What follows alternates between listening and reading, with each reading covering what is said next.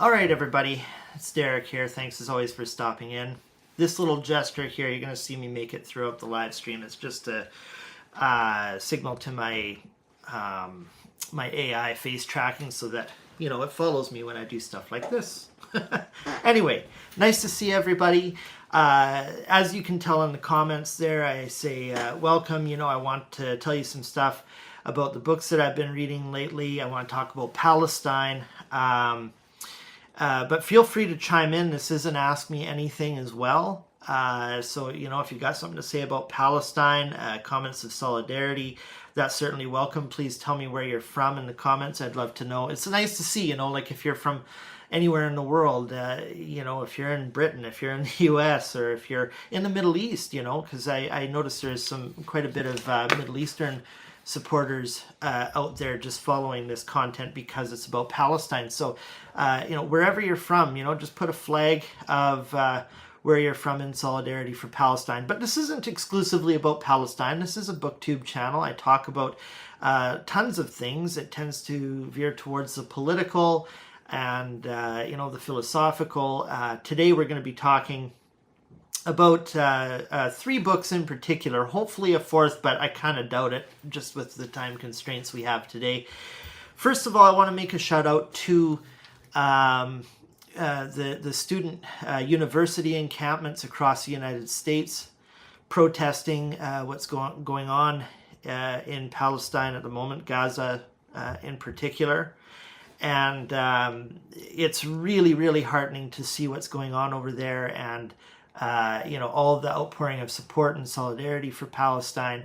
It's just wonderful. I think it's wonderfully historic because I think history will see this as a major inflection point, like the Vietnam protests or the civil rights movement, or before that the suffragette movement or the peace movement. I've commented on this a little bit in my channel. Just seeing what remarkable voices there have been in the past. Even if you can't get behind the full Palestine thing, you can comment on anti-imperialism. You can comment on the, the degeneration into militarism and post-peace processes on the world stage. That's all worth exposing and protesting. So, but yeah, of course, if any of you are students involved, or if you're in the encampments, or if you're protesting what's going on with Palestine, don't underestimate the power that has. I think we've reached a critical mass here where history, we don't know what the outcome is going to be, but we know that history is going to report really well about this. I think it's between 40 and 50 encampments across the United States. This includes many Ivy League institutions, pressuring them to divest from Israel, obviously pressuring the government as well to divest from Israel and to stop supplying them with war material, pushing for a ceasefire, but ultimately pushing for the liberation of Palestinians as a whole, lifting that crippling blockade on Gaza, and the expansion of settlements and all the rest of it in the West Bank. It'd be nice to see all of that end, and for people to the international community, but most importantly Israel and the United States, to finally sign on to the United Nations General Assembly vote for a peaceful settlement of the Palestine question resolution.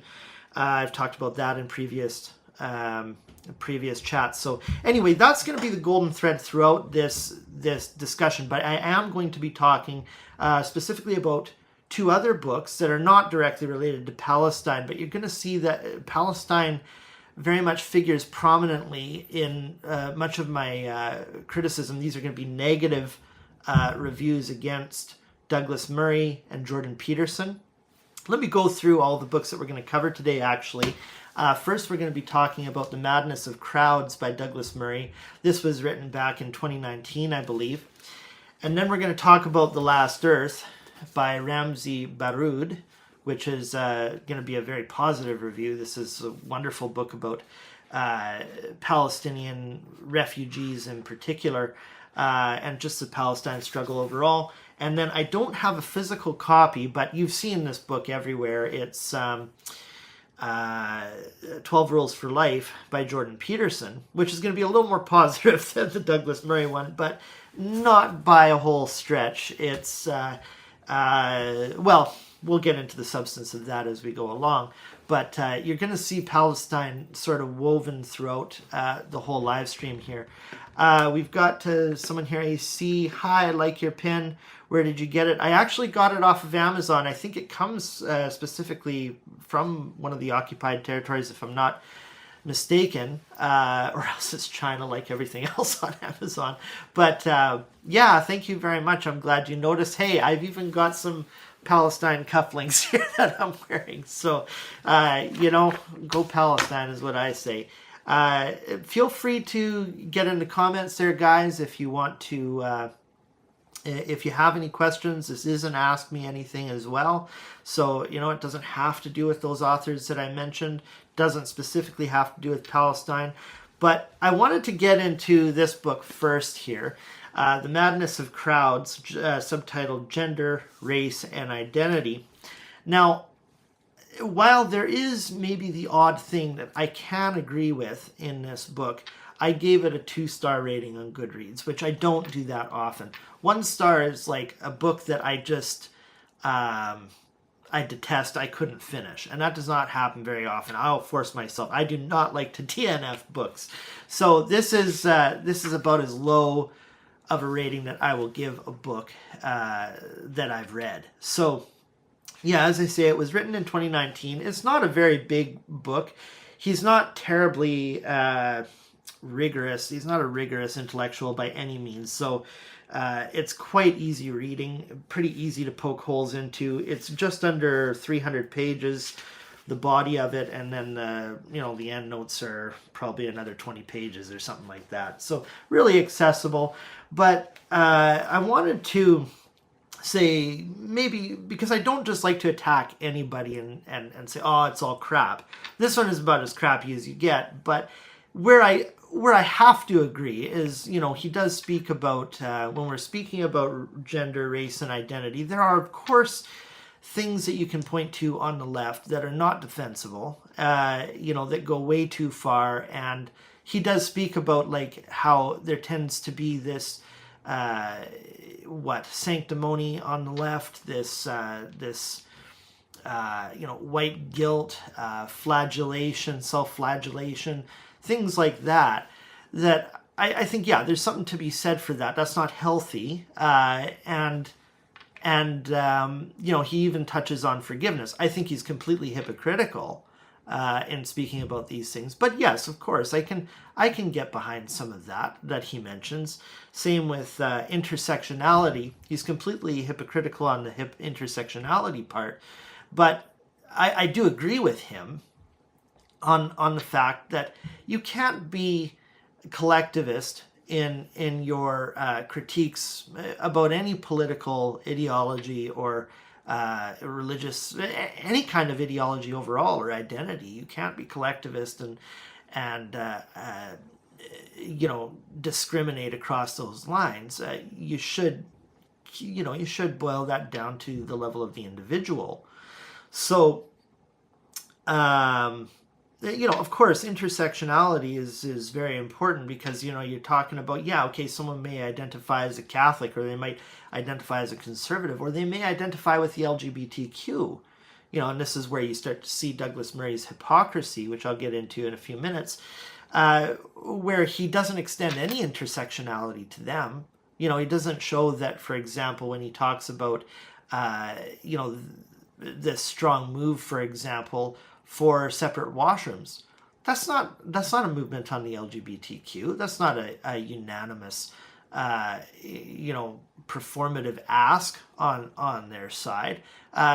In fact, I would say they're kind of rent in two on that. Some want to just be accepted into men's washrooms and women's washrooms. They don't want the third. washroom, other, or what have you. They don't want to be segregated, but he lumps this all into one, as like he mentions even creating a public space for transgendered people or non-binary people or whatever. And it's like, yeah, but you've just painted an entire picture about the whole category, the whole group here. So where's your intersectionality there? I'm going to touch on that in a few minutes. But, so of course I can agree with his intersectionality arguments that he makes for the other side in defense of generally white males. But he extends none of it to the other side. So that's kind of the good, which is like, yes, forgiveness, intersectionality, I can agree with that. And there's some other things that I can't deny that he mentions in here. But getting into the bad, I would say, just as sort of an overview of the book, the problems that he commits is there's absolutely no originality in here, first of all. I would say Jordan Peterson, I would say he probably parrots most of this book is from Jordan Peterson, at least on the ideological front. He even mentions only once grand narratives. If you're familiar with Jordan Peterson and the importance of grand narratives and structuring society and even arriving at objective truths, the grand narratives thing that he brings up, he doesn't defend it at all. He just takes it. He just mentions it as a given. You know what I mean? That we need to adhere to these grand narratives that have been passed down through. Specifically, he's speaking about like the Judeo-Christian tradition. And one thing that I want to argue on this book and in Jordan Peterson's book is there's what about the grand narratives that exist now in literature? I think they beat out the grand narratives in most of the biblical tales, the morality tales we find in Scripture. Not all, mind you, but you can find a lot of stuff today that's grounded in diversity, equity, inclusion, or progressive platforms, where it's just as rich and interesting as what you'll find in Holy Writ. So that's another thing that I found kind of lacking in this book. I find him extremely vague. He doesn't really point to any harms that the left is doing. He points to a few protests that went bad. Even became violent, which of course I agree with him. That's going too far. He points to, the toppling of statues. And that's about it. Like give me actual legislation that you oppose. Give me an actual instance of where the left has implemented policies that are, demonstrably bad and have led to a lot of harms, and how the white, specifically the white male population, but the white population overall, is being harmed by DEI. I know there are certain harms out there, and he mentions a few of them, but he doesn't go into, the actual policies, and and they are out there, by the way. I'm not saying they don't exist. I'm saying, don't be vague, be specific. Give me an exact breakdown if you're going to write a book about it and purport to be academic about this. So I find it very vague. I found it to be a bitch fest, and I think probably worst of all, it's logically suicidal. All of the arguments that he puts forward, especially in defense of conservatism, in defense of white male victimization, he's going to undermine in his objection and criticism of the left or progressive politics overall. So he repeatedly is hacking at the branch that he's sitting on. The central claim in this book, so now that I've done sort of an overview, that's the good and then that's the bad. The central claim he makes here in this book is that the left or progressive politics overall, whether we're speaking about race, gender, or identity, all of that movement is, he would say it's characterized, or afflicted is probably a better word, with St. George in retirement syndrome. I don't know if you've heard of that before. I can explain it for you guys, because it's kind of an interesting concept I've heard cited in many works. I guess Kenny Minogue was the first to actually write about this Australian author, and he, was attacking the left. St. George refers to kind of like the achieving of significant acclaim or success and continuing to seek out challenges or enemies to conquer. Another way of saying it would be like, you can only sharpen a blade so much before the act of sharpening begins to blunt the blade. There's something to be said for that, of course. But, he goes into the actual metaphor of he actually doesn't explain this, but if you go into the actual metaphor of St. George, George of Lydda was a Roman officer of Greek descent. In fact, he was even buried in Palestine. See, I told you I'd bring Palestine into this. And they were terrorized by a fierce dragon. So obviously this is the lore surrounding St. George. It didn't actually happen, but the villagers had already sacrificed, their farm animals to appease the creature. But they ran out of sheep, so they even offered, the king ordered the sacrifice of children instead, right up until his daughter was on the chopping block. Being offered up to propitiate this dragon.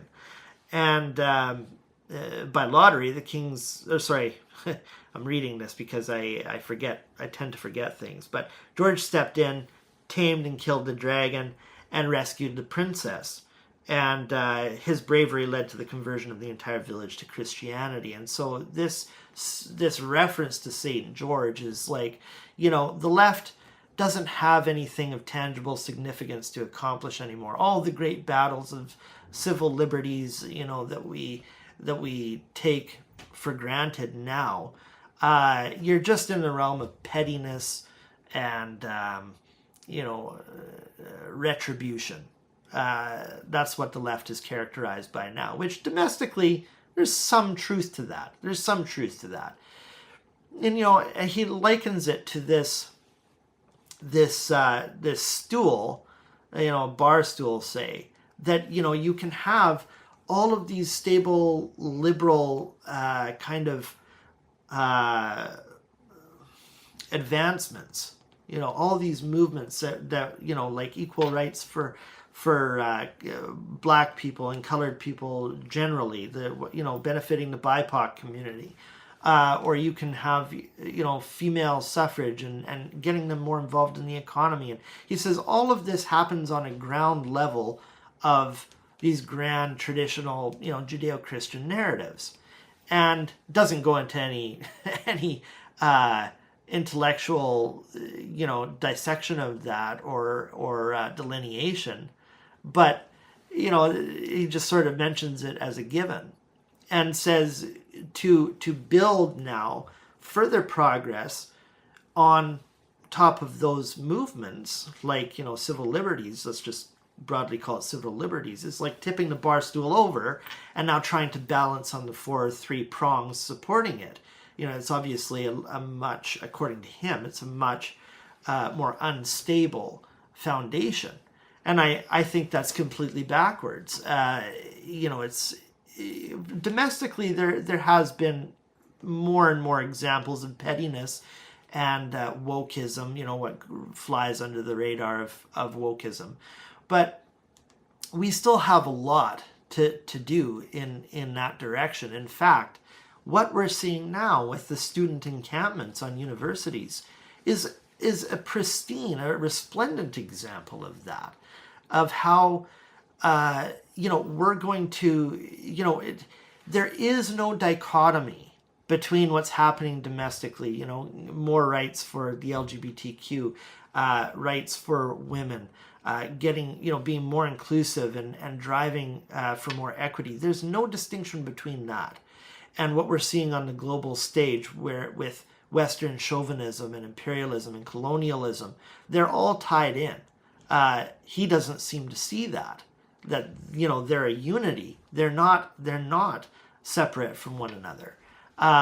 And so, yeah, if you're just looking domestically, you can kind of get this opinion that, oh, this is St. George in retirement.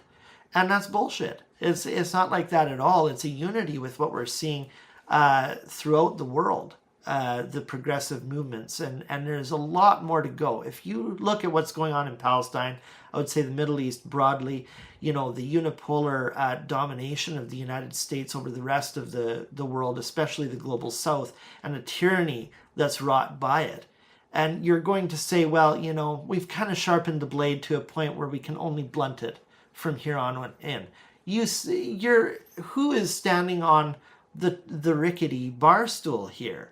You make these pretensions on the very platform that allows your nonsense to be perpetuated, the free speech thereof. And so anyway, I just found that really flaky reasoning. And getting into, he talks about first homosexuality, I think is the first thing that he gets into, which is kind of, again, discombobulated. He talks about gays. He specifically calls them gays in the book. And then he goes into race, and then he goes back into LGBTQ, like the trans fight. And I think that should have been kind of put together to make more sense and to be more coherent. But I'll take it in the format that he gives us. Homosexuality refers to, he continually makes this allusion to the hardware versus software. Gays, for example, they can't, there is this sort of, this push for people to accept that it's, it's just in their genetics. They can't help it. You've likely heard of the gay gene. And so he likens that to, is there really, gay hardware at play here? He says most of it is in the software, in the psychology of people feeling attraction. That is how they've been natured, or the hardships that they've been through in life have sort of affected their sexuality and their the sexual orientation and their identity with gay rights. You got to wet the whistle here for a moment.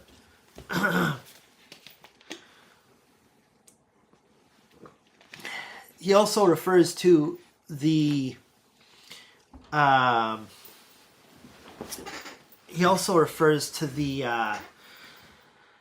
where was I? Oh, the default identity is kind of what he calls it throughout the book, that when people discover that they're gay, it's like, oh, you've discovered who you are, and there's no sort of tolerance for those people who they struggle with homosexual feelings and attractions, but decide, what's called conversion therapy, decide to live a straight life, and they feel like somehow that point of view has been persecuted.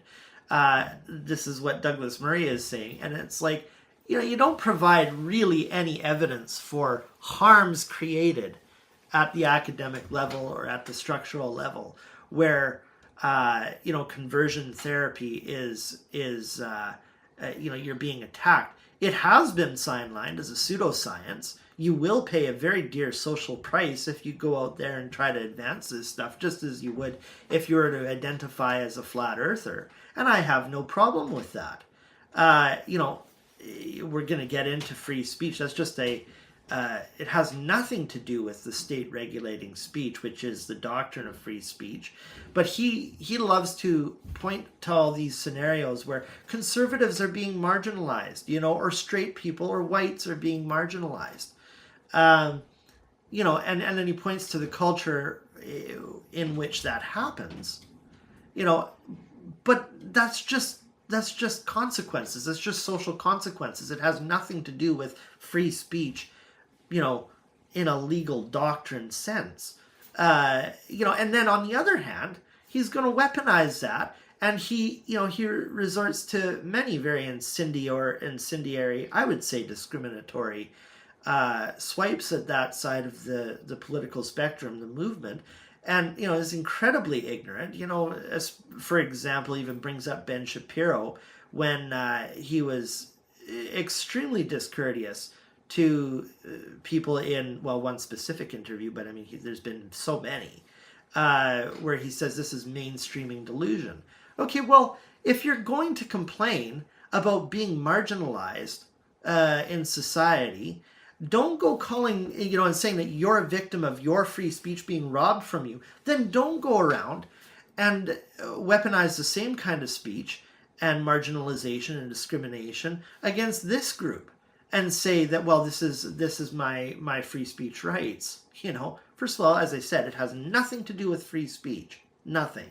Because that entails what the government is interfering in, or causing you to ventriloquize, or any form of interference. That's free speech. That's the doctrine of free speech.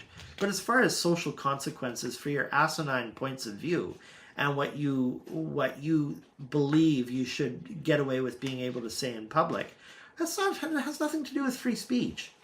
So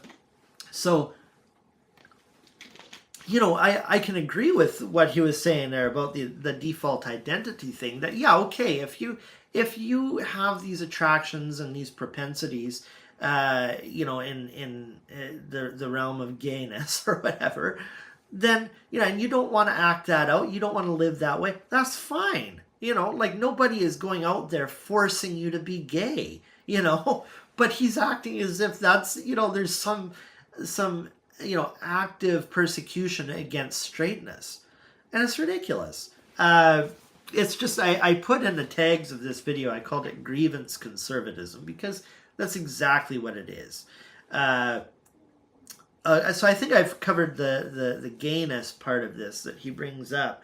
But getting into race, there's many problems with his points of view that he brings out here. For example, he uses the threadbare, idiotic line that, well, slavery was an economic fact.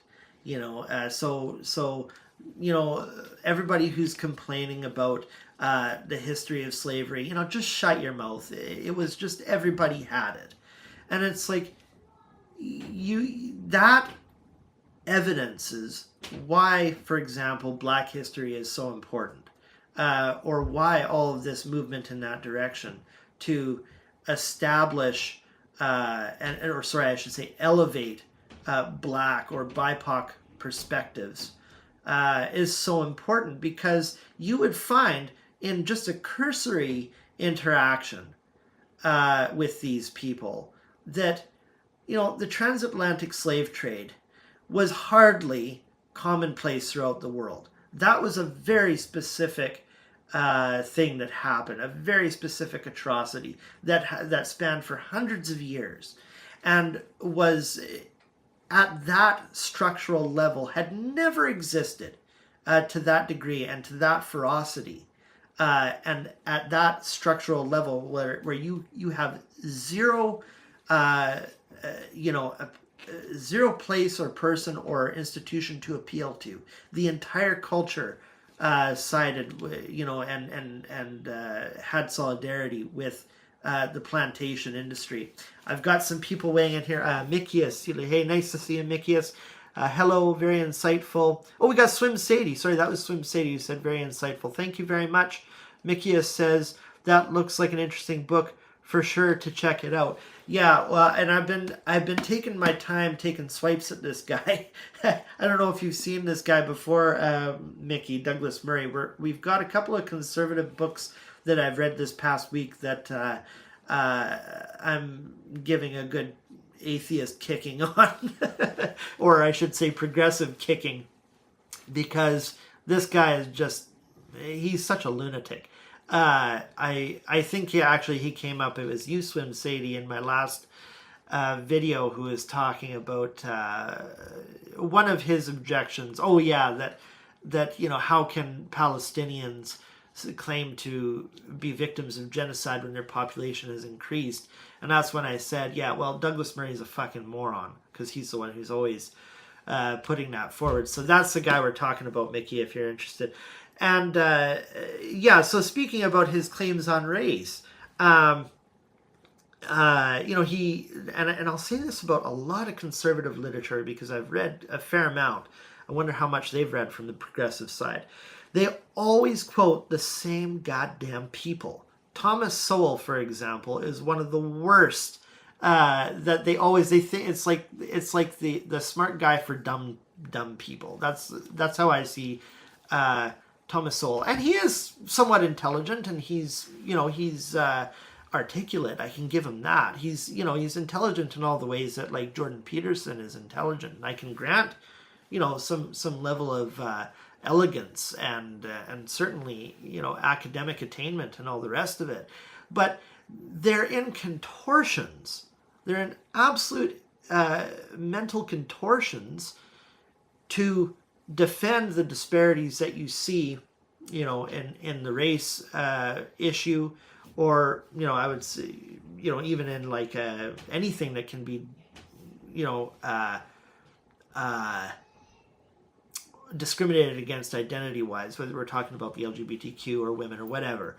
And he says, these disparities, like in the wage gap or in like the gender pay gap, I should say, and like against race, he says there are perfectly brilliant explanations for all of that. And this is where the logical fallacy comes in, is when you hear these guys, specifically Douglas Murray and Jordan Peterson, do this constantly. They speak about, for example, the academic discrimination against white males, especially in recent years, with this DEI ideology that's supposedly infected all the institutions. Your arguments are even less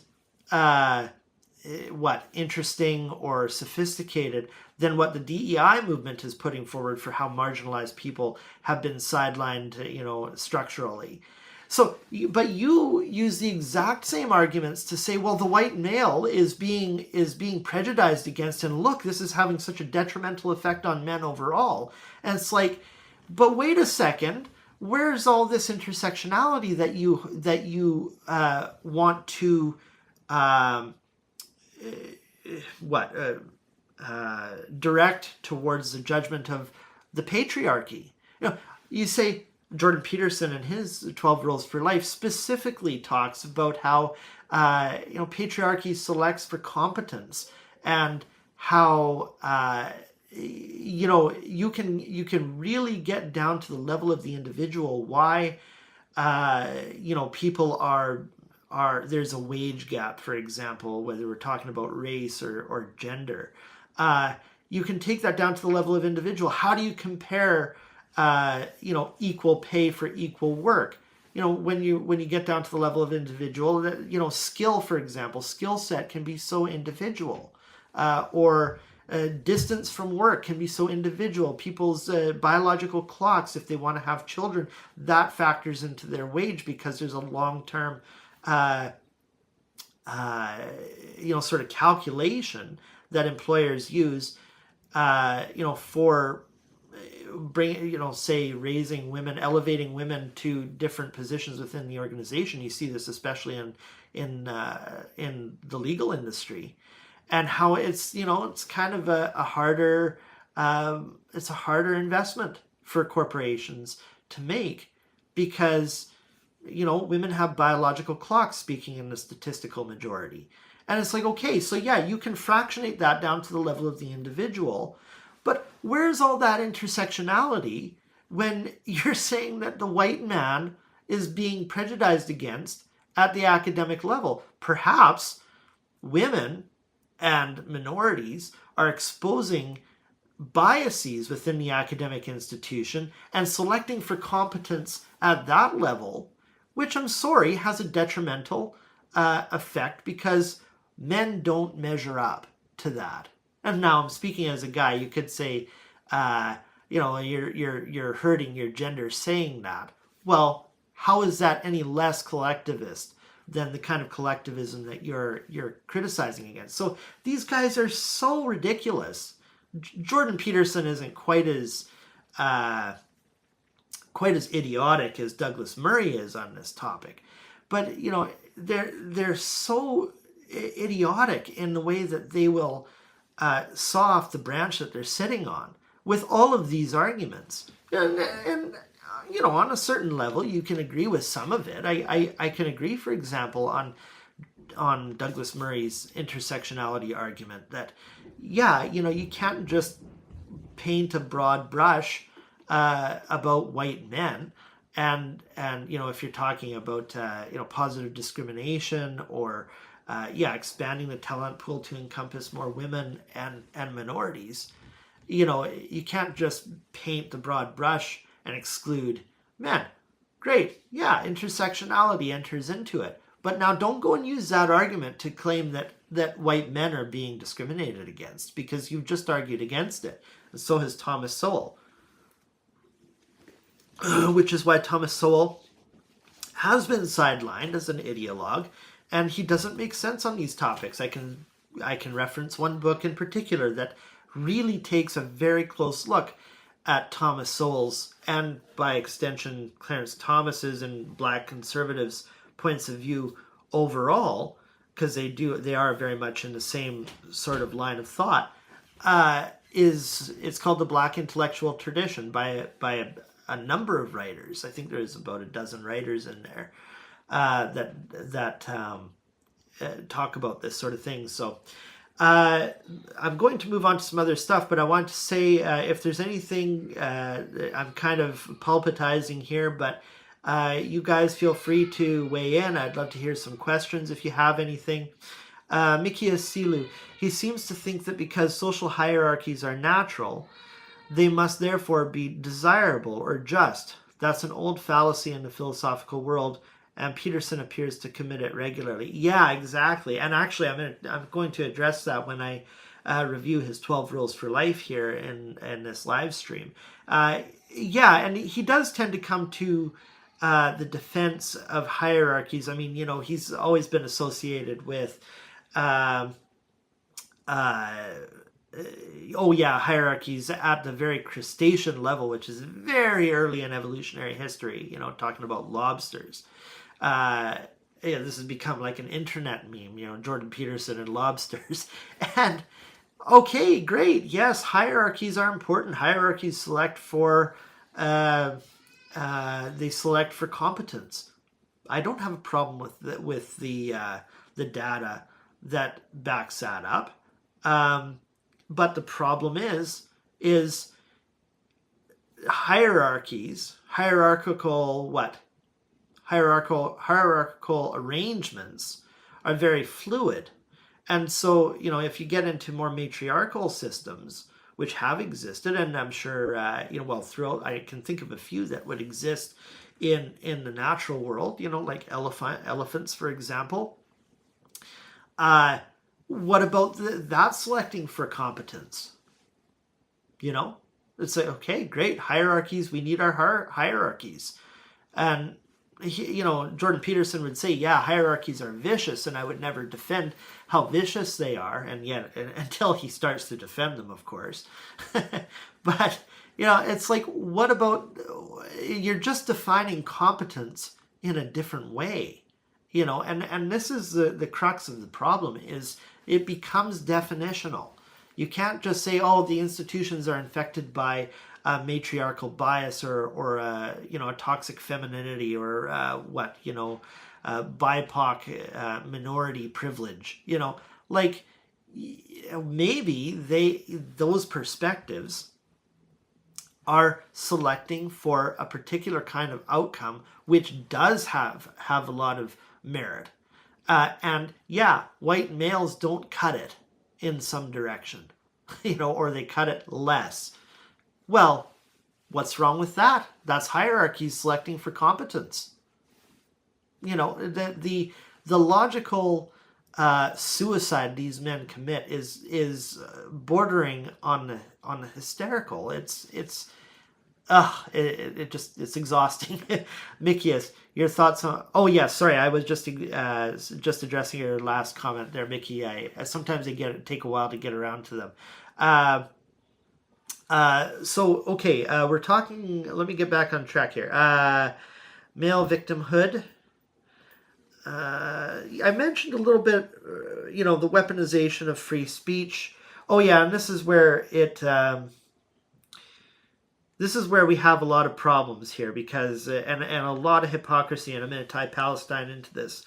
So they can't present really any structural harms that are en masse really harming white males or really harming a particular group. You can't provide me. You can provide me with a few instances of toppling down statues, or some protests that got violent, or some harassment that happened at the cultural level. And yeah, fine, I can agree with you there. That this goes too far. But where are these paladins of free speech, specifically Douglas Murray, Jordan Peterson, and Ben Shapiro? These people have been so vocal about my free speech is being hurt here, is being discriminated, and it's like, look at what's happening right now with the student encampments. You've got students being expelled for wearing a keffiyeh. In fact, there's a ban that was just passed in Ontario, I believe, where you can't wear the keffiyeh. I mean, the keffiyeh is this shemag here. There's nothing political about it. It predated, this pattern has existed long before the state of Israel, or I would say even Sykes-Picot, I think. And what it has to do with, I'll explain this right now. The horizontal lines in here represent trade routes throughout the Middle East. Well, throughout the Silk Roads, I believe, is what it's referring to. The nets here. Where is it? Oh, yes. I think these are actually there's to represent the branches of olive leaves, or of olive trees, and this represents nets for the fisheries, mainly off of the Mediterranean Sea. Where is the call to genocide with that? The fact that you've associated it with the Palestinian cause. Like this, if you're going to rule this out, then why can't we ban right-wingers from flying the Canadian flag and misappropriating that symbol? What's the difference? And so where are these paladins of free speech who think they're, the white male is being prejudiced against here? And, their points of view are being silenced. They're being marginalized. Well, and they point to the few professors who've been sidelined and denounced, and Jordan Peterson is one of them, especially lately with that ruling by it was the court that backed the college, revoking his license to practice, I think, clinical psychology, if I'm not mistaken. I haven't done a whole lot of reading on this, but and he has to go basically he's calling it re-education. He has to go back to school. That was the conditions of this ruling, which he intends to appeal. And what was I going to say on that? Oh yeah, he speaks to how he's being sidelined and discriminated against. And it's like, okay, great. You want to make an argument for free speech. Your argument is flawed because it has nothing to do with the government coming down, interfering in your speech. But okay, let's just grant that it is some aggression against your speech. Where are you now standing up for students who are not allowed to wear the keffiyeh and who are being, harassed by law enforcement for wearing it? Or where is your support for the professors, the tenured professors, people who've been, they've been at these Ivy League education or universities, very respected scholars, and they're being fired for speaking out against Western imperialism and what's going on in Palestine in particular. Where are the paladins of free speech? You know?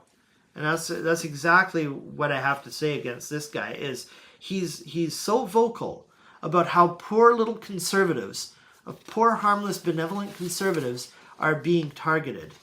And it's like, okay, you want to apply a consistent standard here? Come to defense of the Palestinians. No, you can't, because this guy is one of the most bigoted, hateful people when it comes to Palestinians. If you guys have listened to this guy on talk about the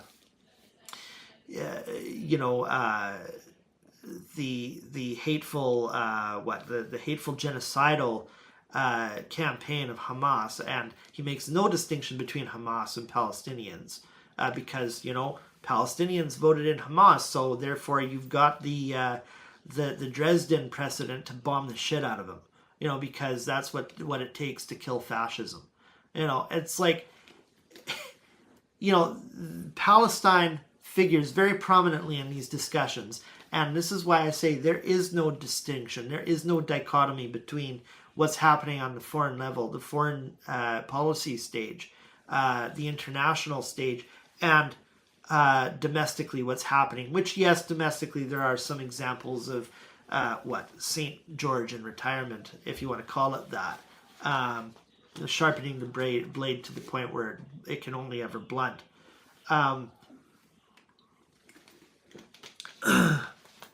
So I wanted to also touch on, I'm spending a lot more time on this than I intend to spend on 12 Rules for Life, because 12 Rules for Life was actually kind of the glory days of Jordan Peterson. There was some good things I can say about it, but all of the negative I can say about this book would extend to the negative that I want to say about Jordan Peterson. So I'll spend a little more time here. I want to talk specifically about his critique of gender, the gender fight that's going on.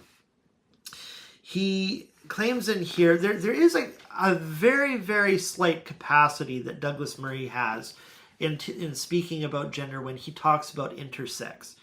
I will give him a little bit of credit for that he says, yes, of course, we should have compassion for people who, they were born with lady bits, they were born with male bits, and what the hell do? You don't fit perfectly within the gender categories.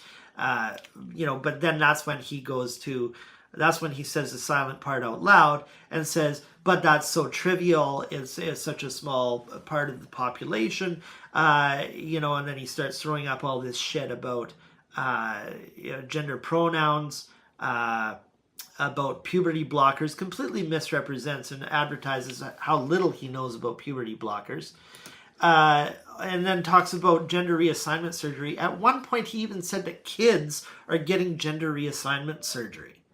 Kids. Like, okay, you clearly know nothing about the legislation surrounding gender reassignment, specifically as it concerns mature minors, substitute decision makers, and best interest doctrines within the legal field, which govern all of that. I can't deny, I'm sure there probably have been some gender reassignment things that have happened, surgeries that might have happened to young children. But again, is that all driven by gender ideology? I've not heard of anything like that happening. And if it does happen, I'm almost certain that it would be in those rare cases where, you have a legitimate life-threatening problem here and you had to surgically intervene. It would have to be along those lines, or else it was illegal. And yeah, those people should be prosecuted. The parents should be prosecuted for that. So anyway, I want to come to a comment here. Mickey Asilu, he simply has no clue about Israel-Palestine conflict if he thinks the Palestinians are playing the role of the oppressed, as he said in recent Piers Morgan interview. Yeah, absolutely. Like, he's so out to lunch, and he's so hateful, and he's anti-Islam, and he's anti-Arab, and he talks about the Israel. He just rehashes all the same bullshit propaganda that Israel, and specifically Netanyahu, echoes, or Netanyahu puts forward. he has not an original thought in his head. And that's really evident in this book, although it predates the Palestine thing. This is 2019. But there's nothing original about this book. I was just shocked. And every time I've tuned into Douglas Murray, I mean, he's got a vast following online. People seem to really connect with what he's saying, but he's such an idiot. Getting back to the chromosome thing, it's nice to hear you weighing in here, Mickey, and Swim Sadie. Thank you very much. And feel free to keep asking questions and registering your comments. I'd love to interact. That's what this is about. Ask me anything, right? So, but getting back to the intersex thing, one concession he does make in capacity for nuance that he does have for intersex completely undermines the rest of his arguments that he puts forward thereafter. So, for example, he quotes, I think he quotes the ambiguous genitals argument, that the number of births with ambiguous genitals, where a specialist in sex differentiation is called in, is estimated to be around 1 in 1,500 to 1 in 2,000 births. And I specifically remember him mentioning that in a book somewhere. I didn't save it. But that's basically all he mentions. Now, here's the thing. And he makes a concession. He says, what person doesn't have compassion for someone who's going through that? Okay, well, then let me put a monkey wrench into your logic here. I just have this printed off because I have a hard time remembering specific statistics. But where is it? Chromosomal and hormonal variations. That is, other intersex conditions involve atypical chromosomes. They're calling it gonads or hormones here, or hormones. You've got essentially on the biological level, you've got anatomy. You've got a bit of both going on, and genetically, you have a bit of both going on. That's intersex. Okay. Now, what does that represent? That is 1.7. It says estimates, and Fausto Sterling and her co-authors suggest that the prevalence of non-dimorphic sexual development might be as high as 1.7%. Now, he might say, yeah, see, that's trivial. And I would say, oh, is it trivial? Because now let's apply that to the rest of your ideology, specifically when we talk about immigration. Immigration policies throughout Europe or in Canada. I don't know if he's spoken specifically about Canada, but I know a lot of these guys do. You will scream bloody friggin' murder when Canada welcomes, I think it was over 2% in refugees, or immigrants from, I believe, Syria. And Ukraine actually was another big one. That it's like, we can't welcome all of these immigrants. Well, on your logic, it's only 1%, 1 to 2%. Why not? You speak about the few people. I don't know if it would be as low as 1 or 2%, but Jordan Peterson and Douglas Murray are referring to how men are being sidelined out of the academic institutions, or the flow of economic opportunities and things like that. Well, now 1 to 2% is kind of substantial, isn't it? And that's not to mention the next part of my objection to Douglas Murray's argument, which is that it's on the tip of my tongue here. Where did it go? I don't want to forget this. The dichotomy he draws between biology and psychology. I mean, he also calls it throughout here in the gay chapter and in the gender chapter. He calls it a hardware versus software dichotomy. And it's like, the biology and psychology border that you draw is extremely blurred. Because what do you do with the endocrinology where you get a mixed bag, or people, I mean, we're not even talking about, what did they call it there?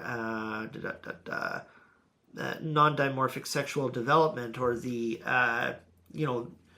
the hormonal variations in intersex. We're talking about people who, they have varying degrees. You can even go through this in your own life. You can have varying variations in serotonin and specifically estrogen or testosterone, and that can have vast implications on your sexual identity as it concerns psychology.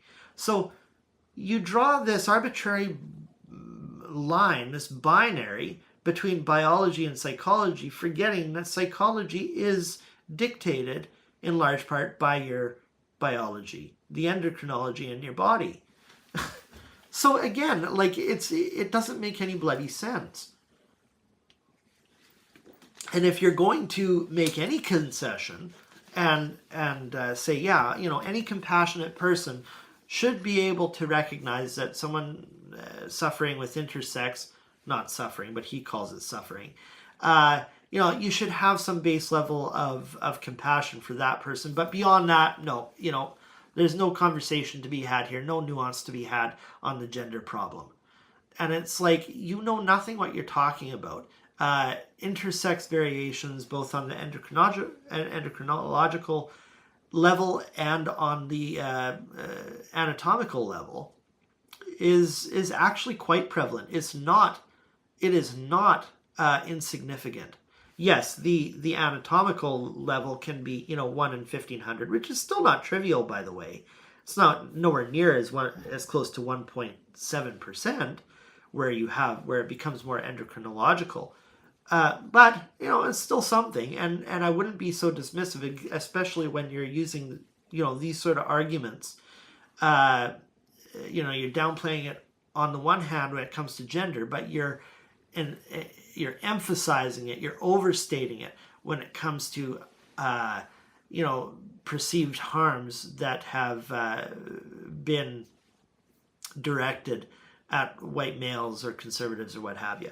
So I mentioned that. I want to talk about pronouns for a moment. Again, I'm basically applying all the stuff that I mentioned with Jordan Peterson. That I mentioned with Douglas Murray to Jordan Peterson. They're very similar on this. The pronouns thing. So this is where Jordan Peterson got his start. And again, because Douglas Murray has no originality, he basically just parrots what Jordan Peterson has been saying. With the rise of C16, which did have it expanded certain punitive measures, I guess you could say, in the way of somebody dead naming or misgendering somebody. First of all, those are extremely remote cases. The legal community has been vociferously debunked Jordan Peterson's alarmism on that you would never have somebody go to prison for 2 years. You would have to have such a pattern of harassment and hate and discrimination, something on a level of like following someone around, calling them the N-word, for example, or using hate speech. I'm speaking in Canada here. You could get away with that in the States to some degree because they're kind of nuts on this topic. But, the legal community has thoroughly debunked Jordan Peterson's alarmism directed at C16. So the pronouns thing, that's something to be negotiated between individuals. You don't want to use someone's pronouns as long as you just say, as long as you're being respectful, and it's like, okay, I don't really agree with this, but I'm gonna be respectful to you.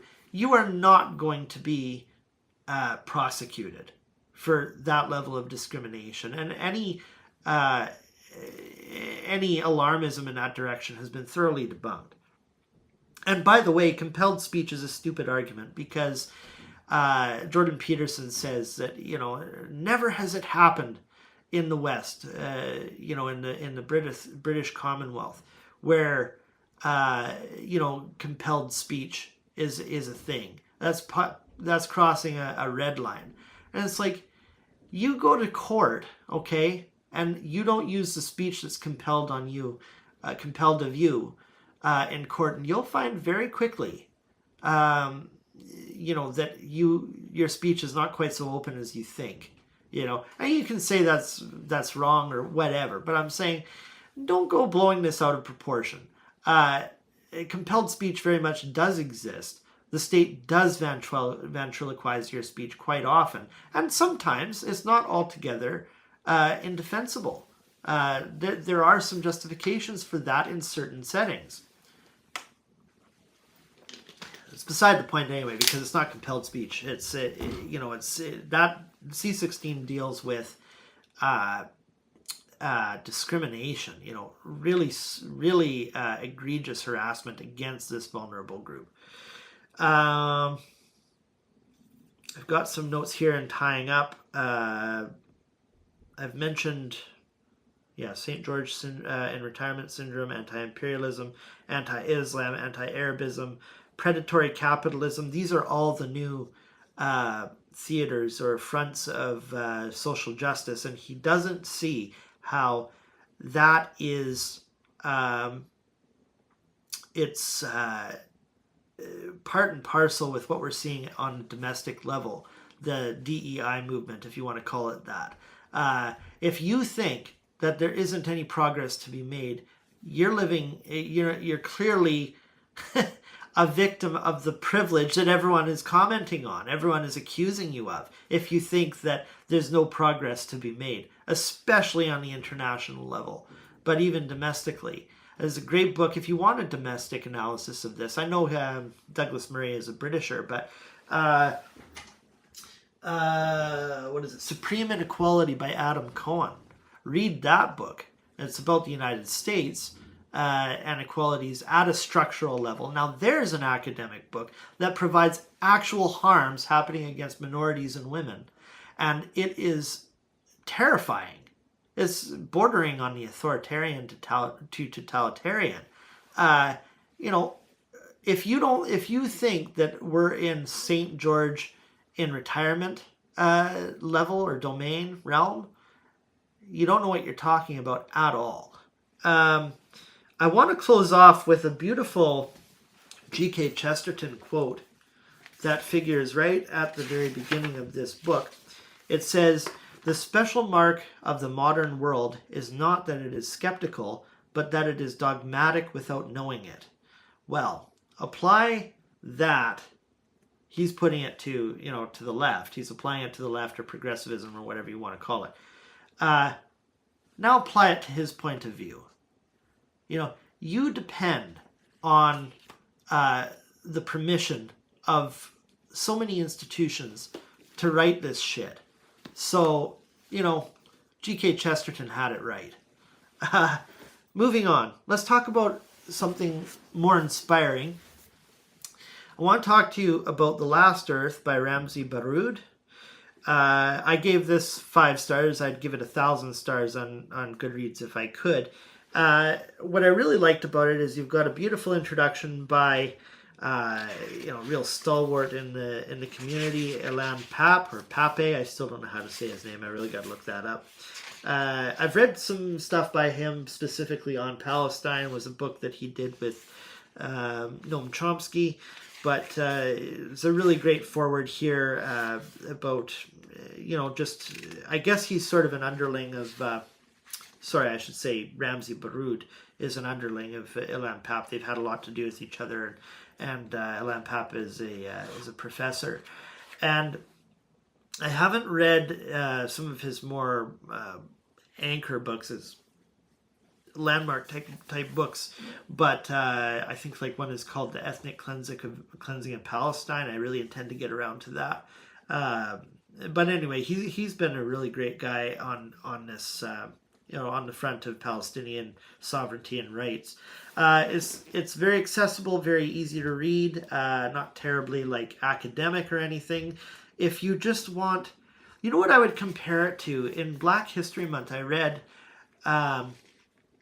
William Still, The Underground Railroad, and it's basically all of this epistolary or letters that were written to William Still. He was a main conductor in the Underground Railroad. And you get these sort of snippets of people's life story. Most of them were just a couple paragraphs up to maybe a few pages of their life story and what they're going through, and pleading for help to get out. This book is kind of a format like that, although a little more fleshed out. You've got about 9 main accounts of Palestinian refugees, and so they're anywhere from 20 to 40 pages long each. And it's just a beautiful book. Like, it really puts you in the first person perspective of what some of these people are living. And what I really liked about this book, even though it's a few years old, let's see here, we're talking 2018, so we're talking 6 years old. But what I really liked about it is it talks about the lineage of these particular people that he chose. He was very specific in who he chose, whose stories he chose to include in here. And he's got the whole lineage of this person, and it's refugees dating back to 1948, the Nakba, or even before that in 1 or 2 cases. And you see how this trauma is so intergenerational, and how especially when Palestinians become international refugees, generally in Syria or Lebanon or Egypt even. I think what was most heartbreaking is specifically in Syria under the Mukhabarat, just how they were marginalized, and it actually addresses some Douglas Murray stuff here. How Douglas Murray always, one of his stupid lines is, why do none of the Arab neighboring states want to welcome Palestinians if they're not terrorists, or if they're not religious extremists and all this? It's the exact same bullshit that was put forward against the Jews. Why did the West reject all the Jews during the Second World War? Is that defensible? Is there something implicitly, subhuman about Jews then? Because that was the exact same dynamic. That's what you're implying. More logical suicide from that retard. But anyway, this gives you a really good insight into what the Palestinian reality is for, international refugees, specifically in Syria and Lebanon. Tremendous oppression from the Assad regime through the Mukhabarat and the Alawite community, the Alawite elites, and how they had nowhere to go, and they were getting bombed from all sides, especially through the Arab Spring, and that's a very good indication of why, the refugee crisis with Palestine specifically is so dire and so complicated. They have nowhere to go, and so you can understand why in many cases their best pursuit of freedom is to go on a rickety banana boat and hope to end up in Greece or something, and that's just the start of their journey, because Greece has been, especially xenophobic and economically depressed, to not eke out a good life even when they arrive. And so now you have to, you have no status. And now somehow you've got to make it up to the Scandinavian regions to finally be accepted, because there's more, progressive policies concerning refugees. But what people have to go through to get into these Scandinavian countries, or to get into Germany, or some of these other lands with better policies. It's the first account actually talks about somebody who, he had, actually, I'm not going to ruin it for you, I don't want to spoil it, but he ends up, I'll just tell you this, because you're going to find out towards the beginning, that he dies, but what he goes through just before dying is just horrendous, and it's really hard not to feel nihilistic through some of these stories, but it's also extremely inspiring. I want to read you my favorite part that I saved here of this book.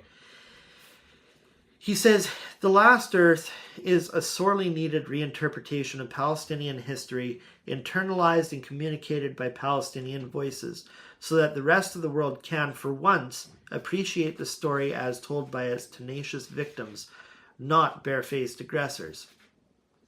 we've got some more comments I'm going to get to here. I just want to finish reading this.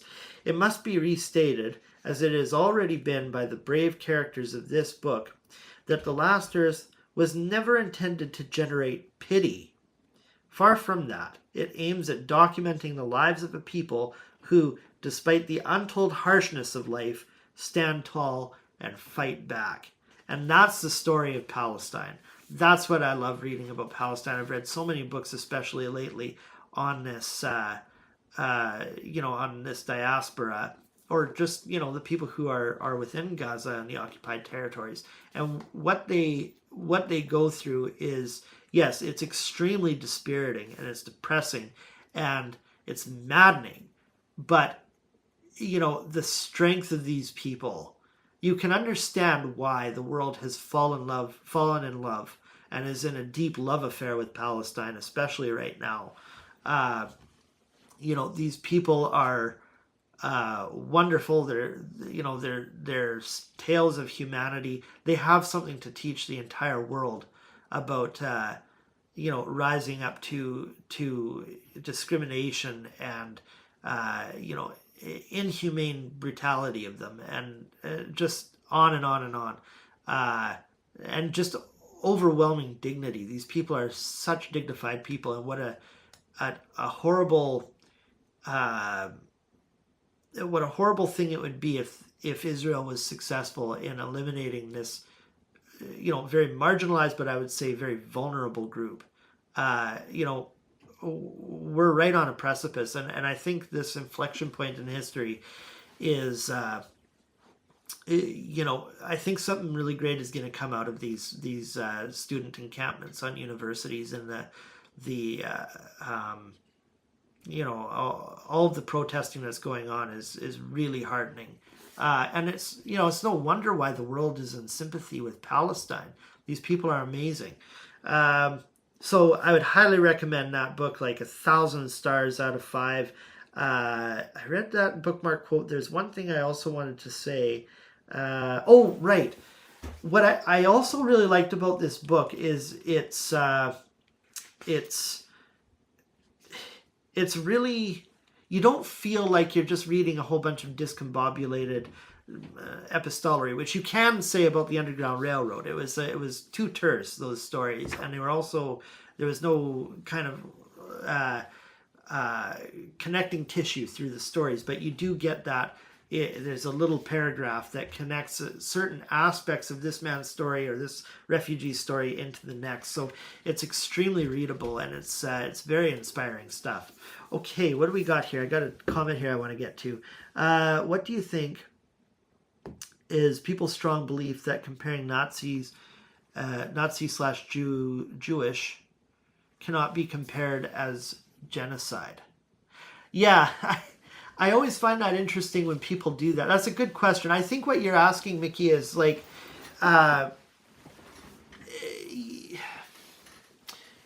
comparing Nazi-Jewish. Oh, right. Yeah, like comparing how Palestinians, it doesn't really qualify as a genocide, especially stacked up against the Jewish experience through World War II. And I would agree in terms of numbers, just sheer numbers. Yeah, we're not at that critical mass yet, obviously. We haven't been through 6 million Palestinians. Although if you take the whole 75-year history, we are well into the millions, so I believe so. Don't quote me on that. I want to fact check that. But I know we're well over 1 million in people who have died specifically because of the Israeli oppression. And of course, this can get very complicated in terms of, the loss of life as it concerns, the demographics that have been worst harmed. So, for example, if there's huge gaps in a demographic because of the oppression that an aggressor directs at this group, that is also built into the calculus of genocide. We apply that, for example, in the case of tallying up very moderate estimates, in fact, on the Congolese, the genocide of the Congolese. The growth rate, the birth rate, how that was impacted by these gaps in the demographics because of how these people were specifically oppressed and attacked. That enters into the calculus. But anyway, this is all a digression from your main point, Mickey, being that, we're nowhere near the Jewish experience in World War II. Well, we've only had 6 months of really hardcore blitzkrieg too. As far as if you want to look at the actual numbers, if we just let this continue for the next 5 years, we'll be well over what the Holocaust accomplished at the hands of the Nazis. So, the industrial level of bloodshed here it's no joke. It's, you are at that, you're on a parity or even worse than what we saw in World War II. But give it 4 or 5 years and yeah, you'll get numbers like that for sure. There was also something else I wanted to address there, but I kind of forgot it. What do you think? For anybody, this is a good thing to keep in mind if you're dialoguing with somebody, is for anybody who wants to apply this kind of intellectual acrobatics, I would say, okay, you want to argue in bad faith like that? The word genocide didn't even exist prior to 1947. Wasn't a word. There was a whole other sui generis legal status that we used at the Nuremberg trials. In fact, it almost didn't happen. We almost didn't get the word genocide at the Nuremberg trials. I want to show you this book actually where I just read this.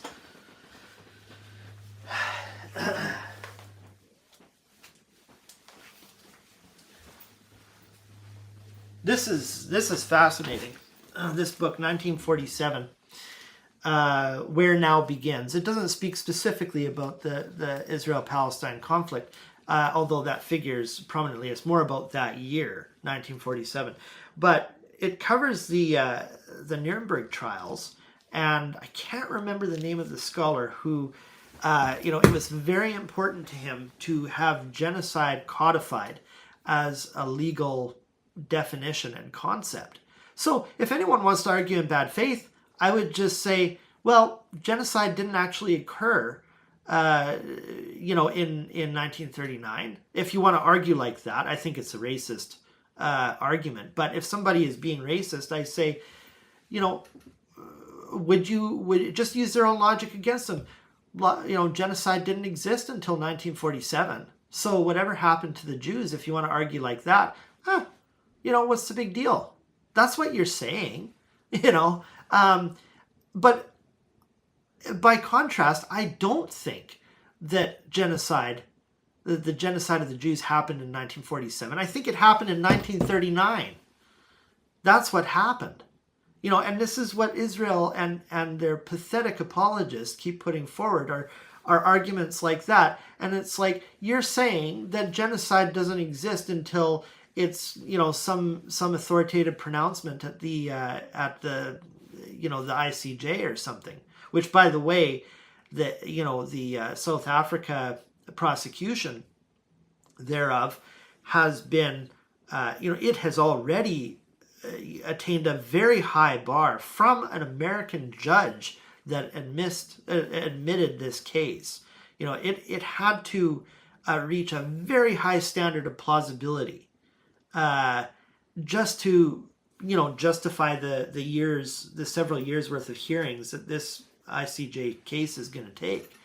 But these apologists, these Israeli apologists, it's like saying that genocide didn't happen until 1947. That's the logic you're using. And I say, well, let's use your own logic against you. And what an unfair outcome you'll have with that. I think Israelis very much want there to be a concept for genocide.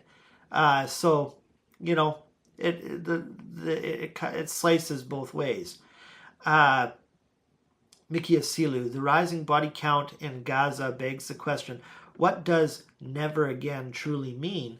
when genocides and massacres continue to be ruthlessly carried out again and again. Yeah, how true is that? It's, well, I think clearly how Israeli propagandists use the term never again is never again to us. Again, I want to be very, very clear in saying things like this, that I'm not directing it at Jews. I don't think that Jews worldwide, are using the term never again disingenuously. They really do mean never again for anybody, not just Jews. That's international Jewry, but I'm speaking specifically about Zionists and Israelis, who are towing the Likud party line. They clearly mean never again to them, and that's it. That's why Zionism is fundamentally a racist concept and ideology. So, The Last Earth by Ramzi Baroud. This will move you to tears. This is Holocaust literature. It's and it'll inspire you, though. It's very heartening stuff. I don't have the physical copy for 12 Rules for Life. But I mean, you guys have seen it everywhere. I'm sure everyone watching knows what I'm talking about.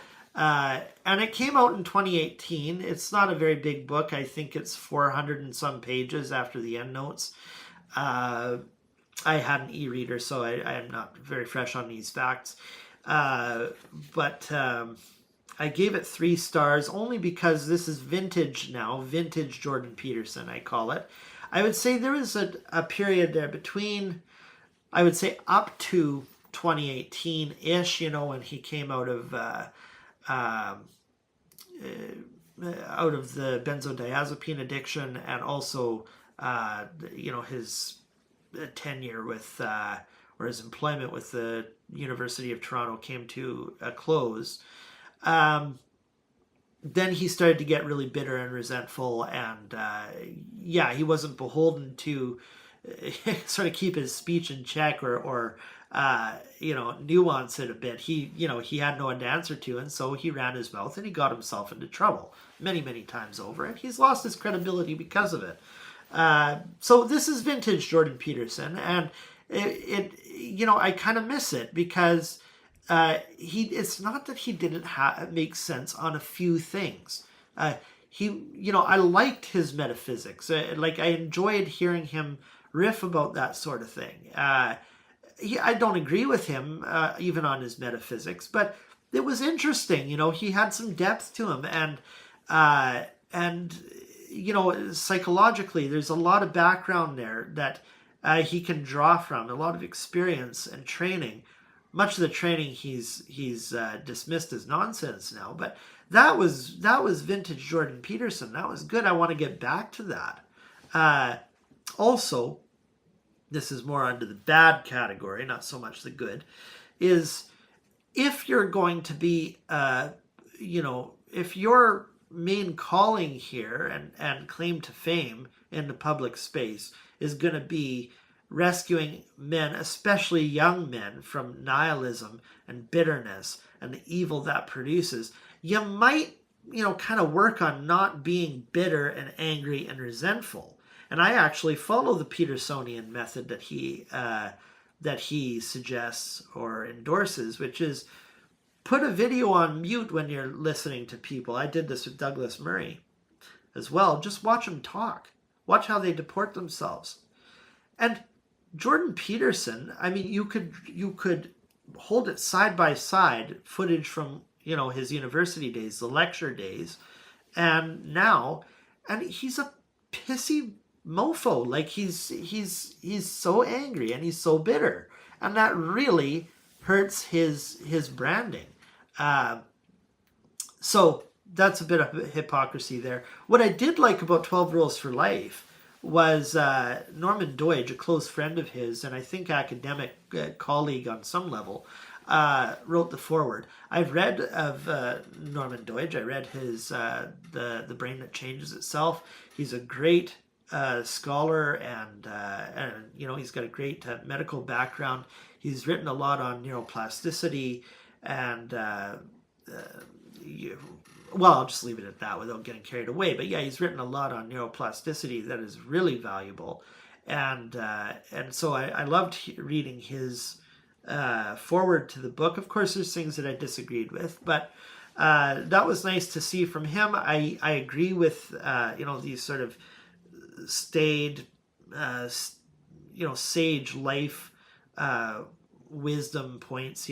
Kind of like Dale Carnegie, or I would actually say more like the Tao Te Ching, which he borrows from heavily throughout 12 Rules for Life. That was all really interesting. And again, this is when Jordan Peterson is riffing on that sort of thing, he does really well. I agreed with his, much of his philosophy. There is a lot of value in that. Metaphysics, I mentioned that. Narratives, not so much. I think that his grand narratives argument is pretty flaky. I would say to Jordan Peterson, if you're interested in Jungian archetype and depth psychology and the supposed franchise that the Judeo-Christian tradition has on that sort of thing, the hero myth, or Joseph Campbell's type, that milieu, I would say look at, explore the literature, the contemporary literature in some of these progressive political movements, like expose yourself to LGBTQ writing. There's some great stuff out there. I've read it, not purposefully every time. Sometimes I've wandered into these books and kind of gotten more than I bargained for. But, the depth in some of this literature, hipsterish criticism included, is, it's compelling stuff. I think it beats out the morality tales from the Bronze Age any day. Most of them, anyway.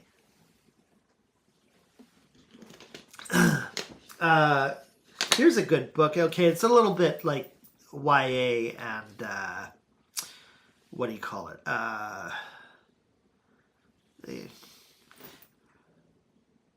gonna sound like a hipster saying this sort of thing, but like it's very sellout. But it did have some depth to it, and I would recommend it. It was Taylor Jenkins Reid's The Seven Husbands of Evelyn Hugo, where the LGBTQ theme does figure quite prominently. There was also Douglas Stewart's Young Mungo. I didn't mean to read that. But man, what a compelling homosexual love story that had. Again, I don't expose myself to this stuff because I was raised very traditional, and I don't like to expose myself to that sort of, especially the steamier elements of it. But the love story and, just empathizing with people who, they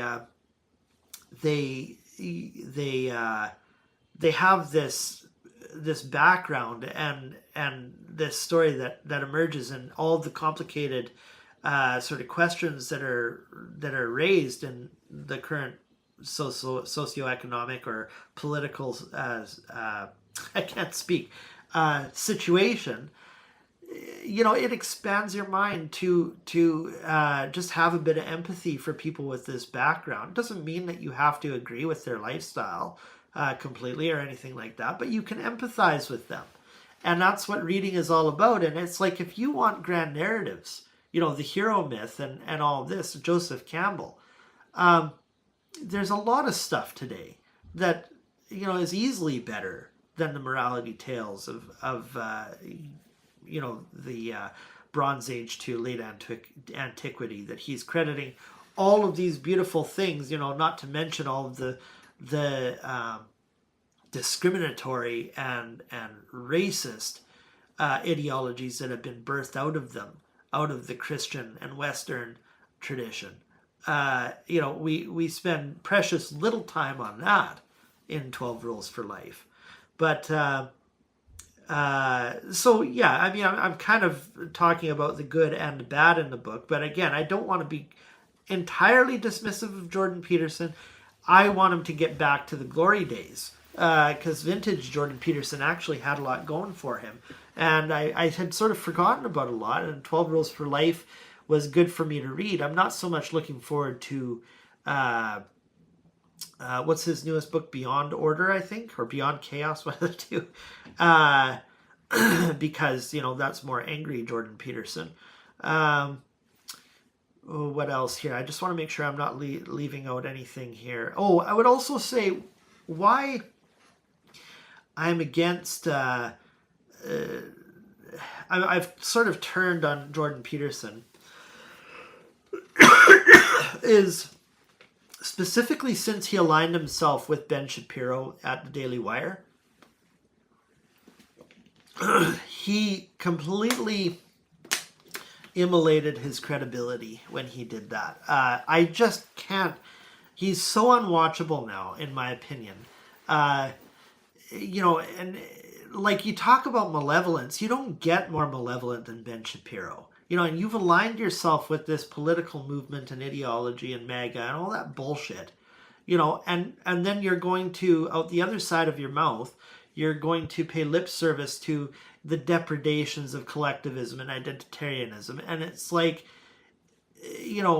physician, heal thyself. You got no freedom of speech there anymore. Whatever you retained from the glory days, it's gone now. Another thing I wasn't crazy about in 12 Rules for Life, which cropped up towards, the latter half anyway, was his, would I call it endorsement? Maybe not endorsement, but I guess approval under certain circumstances for corporal punishment. I was really shocked to see that for, a clinician in our day and age.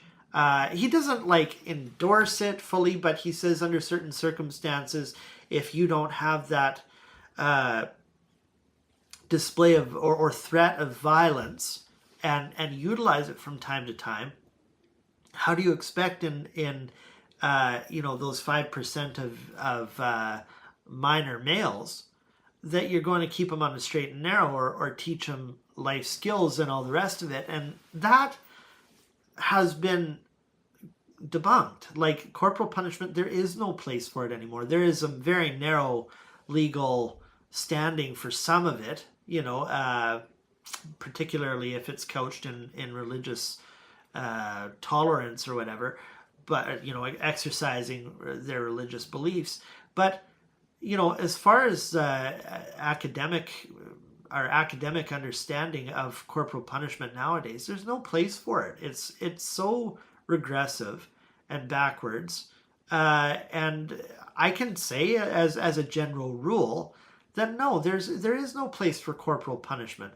There is, of course, some nuance towards this side of that line, which is using force, not violence, but using force and authority, and putting your child to bed, for example, and you might have to restrain your child, you might have to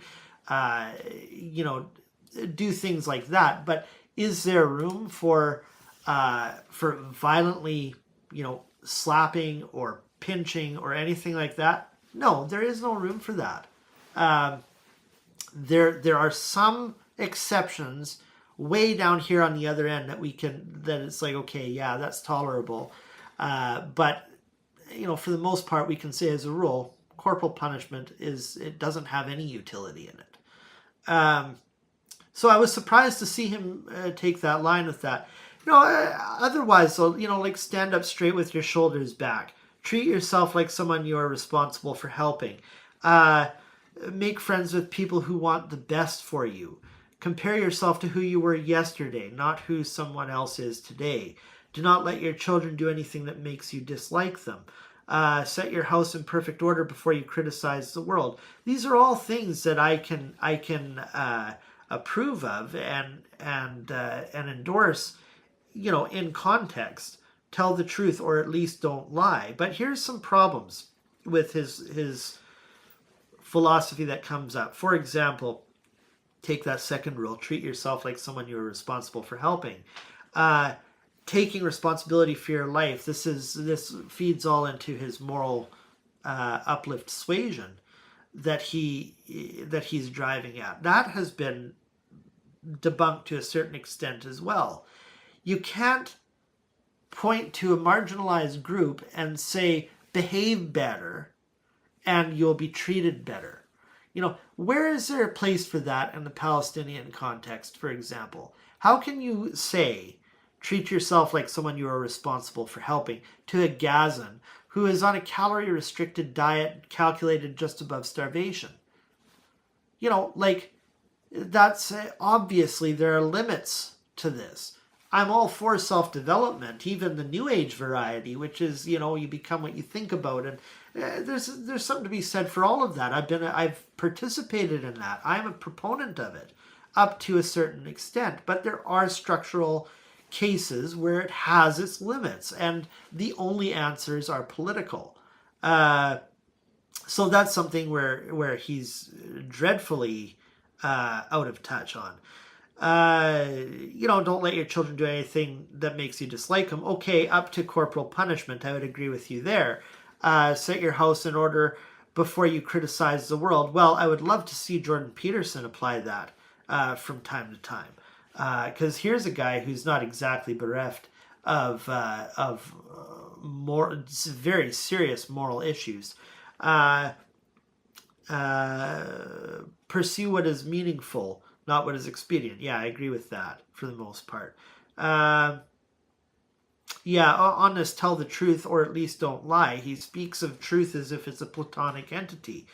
That's been debunked. I don't think that that's in keeping with, there is no truth out there. Truth is a form of life that exists within our communications. And yes, there are structures in nature that are arithmetic, and there are truisms or axiomatic structures of that variety. But again, that only exists within our level to explain them. It is conceptual at some level, and yes, the conceptual does rise within naturalistic processes, but it's not a platonic entity. The truth doesn't exist as a being in itself. That is a very Christian, and I would say antecedent Greek point of view, which is very debatable. So I disagree with that. I'm not, of course, saying that you should live out of step with that. It is a form of life that we're all amenable to, of course. But don't think that you're jiving with the universe when you start speaking truth. No, that's a form of life that exists in a conceptual realm. He also mischaracterizes postmodernism and neo-Marxism. He doesn't know hardly anything about what those terms mean, and he really advertises that throughout. Assume that the person you are listening to might know something you don't. Okay, yeah, I can agree with that. Be precise in your speech. I wish he would be more precise, but yes, I agree with that. Do not bother children when they're skateboarding. He's speaking mainly about, not excessively parenting your kids, allowing some level of danger in their life, and how that gives meaning to people. I agree with that.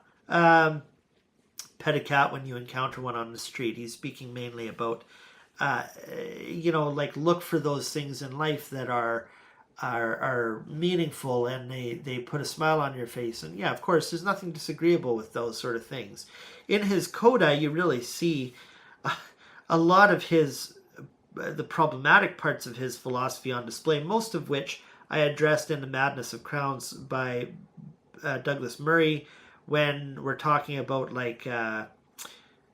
lots of his criticisms, for example, are grounded in white male victimization / replacement theory. So, you do read a lot of that. I've mentioned that already with Douglas Murray, so I don't need to riff much more on that. Here's something very interesting: the role of bias and hierarchies. So it's funny, at one level, he's talking about, how hierarchies, what you were saying there earlier, Mickey, about how hierarchies select for competence. Yeah, that's true. And he says, nobody who's suffering from a life-threatening illness is going to, opt for the quota pick for surgical intervention.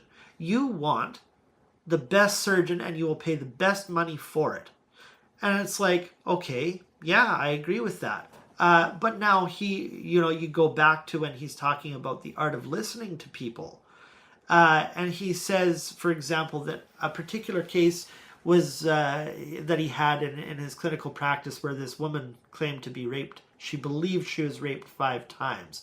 And she's sort of one of these people that, according to him, was, sort of stumbling into these same old patterns, like ending up at the same bar and drinking too much, maybe even getting drugged was a possibility, and always ending up with this guy that she regretted sleeping with. And so, and it fed into her whole background and her life story about how she was sort of this victim that kept on getting into these sort of relationships and problems.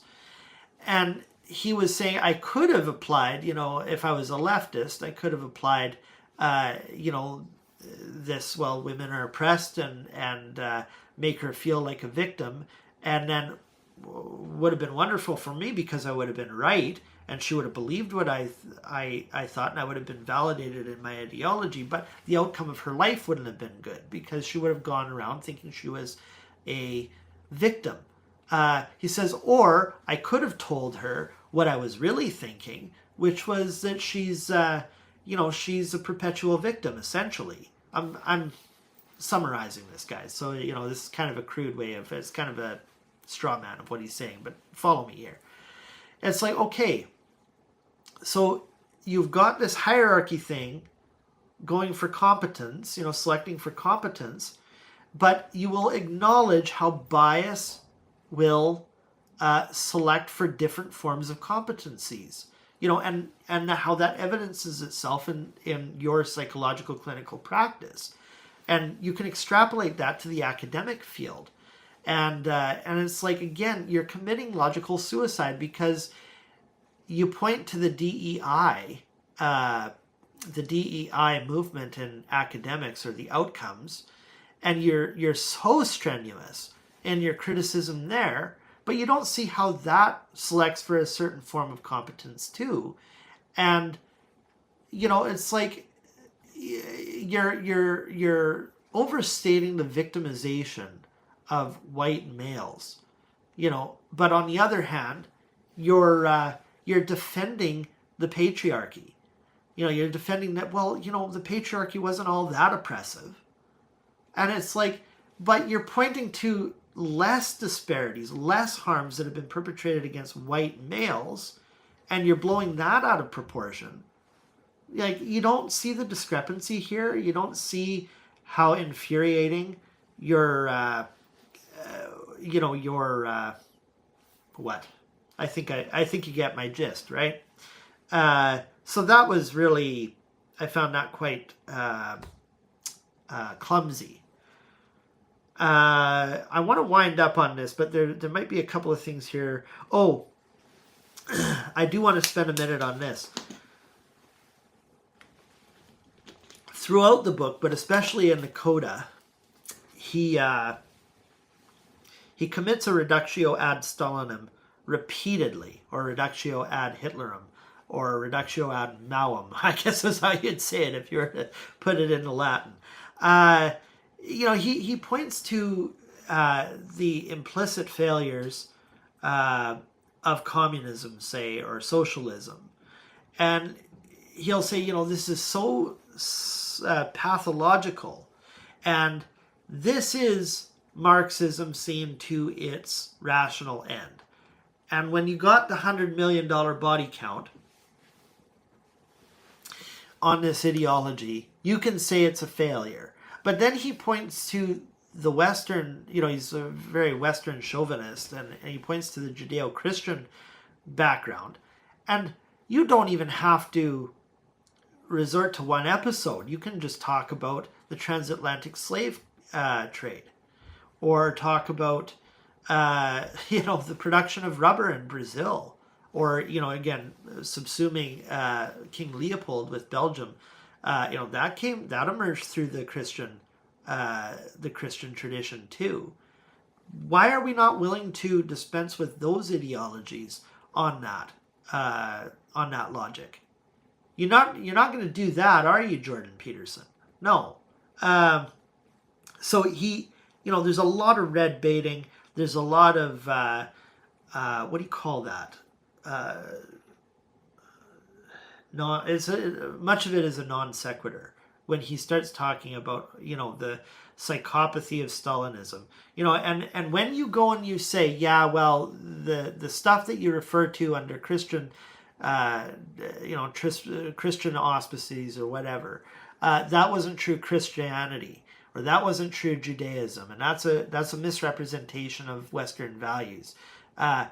What is the difference between that defense and saying, yeah, well, if Trotsky had taken the reins instead of Stalin, communism would have looked differently? It's the same argument. It collapses. So that was really nonsensical in my point of view. Objective. I want to bring Palestine here back into the conversation. Perhaps I'll close on this. Palestine. So, okay, he talks about the objective morality that's couched in narrative. And there is something to be said for that.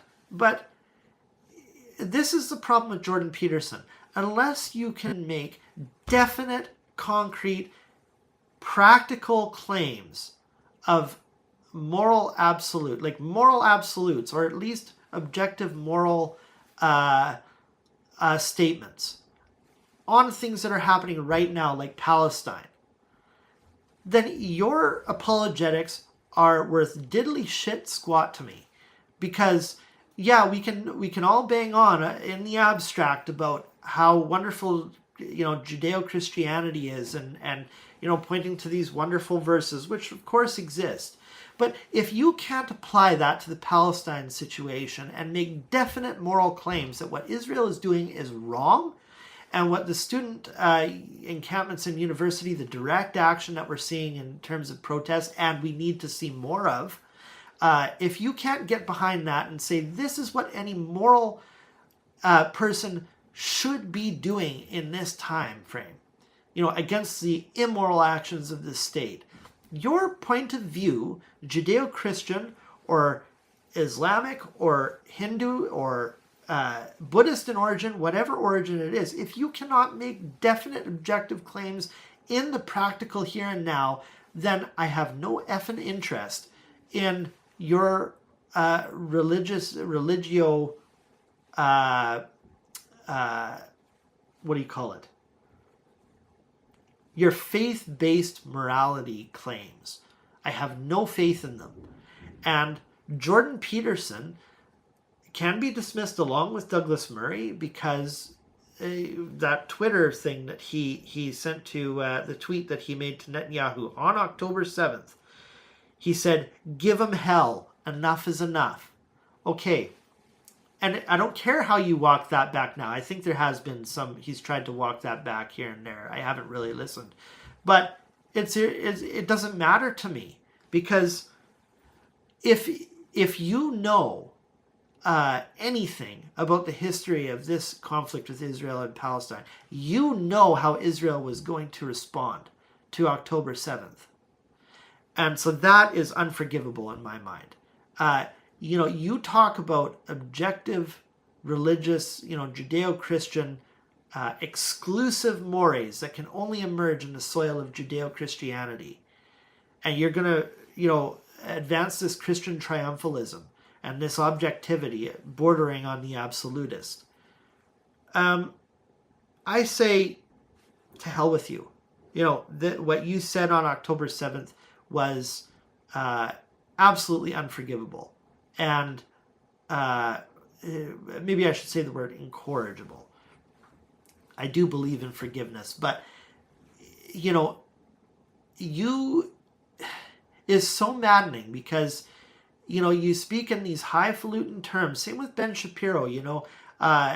Moral relativism is corrupting our institutions, and you have no ground for your morality on a naturalistic perspective. These are all claims that people of that ilk make, and they have all made them independently. Okay, apply it to something practical, and then you'll have some then you'll have some credibility in my eyes. But they don't have any credibility in my eyes. In fact, I intend to make Palestine my chopping block on which I judge the validity of these generally religious-based moral pronouncements.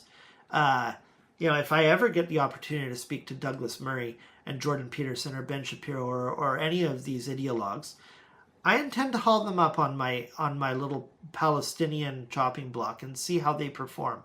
You want to talk about objective ethics? Let's have a talk about objective ethics grounded in something real. You're going to need a lot more than Judeo-Christian morality tales for that. So in sum, 12 Rules for Life, it was okay. 3 stars. I'd have to lean into 3 stars. I'd say it probably is at 2.5 stars. I'd probably place it right there and not go beyond that, but I have to round up because it's not a 2-star in my opinion. So, there's some value there, but on the whole, I wasn't terribly impressed. It's kind of vintage Peterson. I enjoyed that. I would much rather say, if you're looking for someone to make the creditable arguments that Douglas Murray and Jordan Peterson are making, tune into a guy like Jonathan Haidt. Okay, any validity that exists in Jordan Peterson's perspective or Douglas Murray's perspective or Ben Shapiro's perspective to a much less degree, any validity that might exist there, Jonathan Haidt has articulated much better and with much better nuance and much more objectively too, statistically speaking. We've got someone else here, AC. Is there a Peterson book you like and recommend? Okay, so 12 Rules for Life was my first book that I read, and thanks for weighing in, by the way. That's a good question. 12 Rules for Life was the first book that I read of his. Now, bear in mind, I've probably listened to months worth of Jordan Peterson. That's why none of this really struck me as novelty in 12 Rules for Life. I had heard basically everything he said in that direction in some lecture or something elsewhere. So, but again, I've only read one book. I kind of read the first couple of chapters a few years ago of what was his first book? It was free online for a while there. Maps of Meaning. And that was definitely a lot more academic. And it was kind of, it was more thoughtful. It was more thoughtful than 12 Rules for Life. I'll give it that. Not as approachable, of course. There's some excerpts that I've read from that book, which are pretty crazy. In fact, I want to see if they were, they're so shocking. Some of the stuff he said in that book that I've seen sort of posted online in scare quotes that I want to fact check. And if he actually said those things, I won't get into the details here. Then I would say, yeah, probably dismiss Maps of Meaning as well. But anyway, I think probably 12 Rules for Life is his flagship. To get a real understanding of his point of view, kind of at his peak before he descended into all this bitterness and anger and, I'm sorry to say it, identitarian and collectivist right-wing politics, backed by Ben Shapiro and the Daily Wire. So anyway, maybe 12 Rules for Life, just based on my very summary knowledge of his writings, I could kind of recommend it for that. But again, as books go, 3 stars if I'm being generous, probably 2.5. So anyway, thanks for asking that question. That was really good. I think I'm going to wrap it up there. I've got lots of, I wanted to sort of split these up into individual videos because I didn't want to, because of the the influence that some of these books have had, more so the Douglas Murray and the Jordan Peterson books. I wanted to cover them, and I wanted to cover them in their complexity, instead of just putting out a 10-minute video, because they really do need a dissection at the, I didn't quote it specifically, but I'm talking about their specific claims that they make throughout each of these books. And they need to be tackled one by one, because these are things that Douglas Murray and Jordan Peterson are objectively wrong about, or are certainly not nuanced about, and there's a lot more to the story, and you're missing out on a lot if you're going to base your worldview on what these people are putting forward as answers to political and kind of existential questions, especially in the case of Jordan Peterson. So I'm going to leave it there for today. If you guys have any other questions, please feel free to weigh in. I would, you've still got maybe a minute before I say goodbye, but if you guys have anything else you'd like me to tackle before I go away, I would love to hear from you. Maybe in the interim, I just want to say, for anyone watching, look into what's going on with the student encampments on universities. It's extremely heartening. I just can't say enough good about it. I think history will, report on it. We'll remember it quite fondly, and hopefully it ushers in some black swan type changes that have simply been inaccessible and impossible at the political level. Because we know that the wheels have been spinning on this Palestine question for far too long, and there's not been nearly enough done. But maybe now, maybe this is our South Africa moment, or our Vietnam moment, where these protests can do a lot of good. Oh, I want to make a quick note. I wanted to say this earlier. Again, this might give you an opportunity to ask me anything if you still got something to say. A comment on direct action.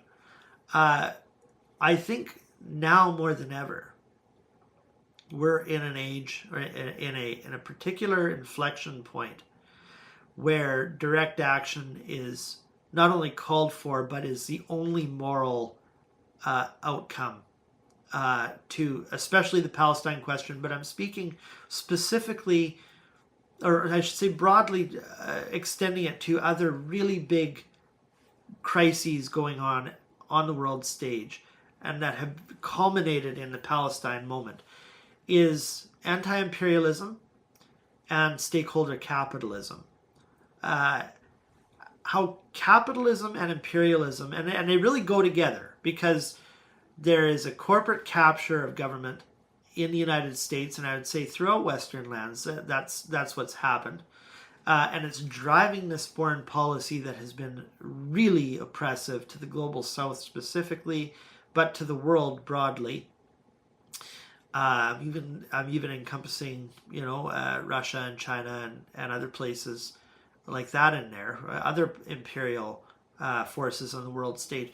But imperialism and this unregulated capitalism has caused so many problems, and it's really culminating in we're seeing it domestically really hurt us with the concentration of wealth and clout in the hands of a very select few, so much so that the entire 99 point whatever it is percent left on the x-axis has to slide precariously down just to fit that 0.1% hoarding all of the wealth and clout. So this Palestine moment is really a moment for all of that. Unregulated markets and shifting from a paradigm of shareholder capitalism to stakeholder capitalism, and also how climate change enters into that. That's what we're seeing in this Palestine moment. It's not just about Palestinian sovereignty. It's really the it's the perfect emblem or metaphor for what serious problems that have gone unattended for far too long. Palestine is the end of the pin of this vast problem underneath it, driving it. So yeah, do what you can. I'm doing what I can sort of digitally to raise awareness and to amplify what's going on with the student encampments, and I really have high hopes for this. But anyway, let me know what you guys thought of this live stream. AC, you said thank you for watching. Thanks to all of you who tuned in. It was really enjoyable, and hopefully we can do this again soon. I'm going to sign off now. Thanks for stopping by, and we'll see you in a future video. Bye for now.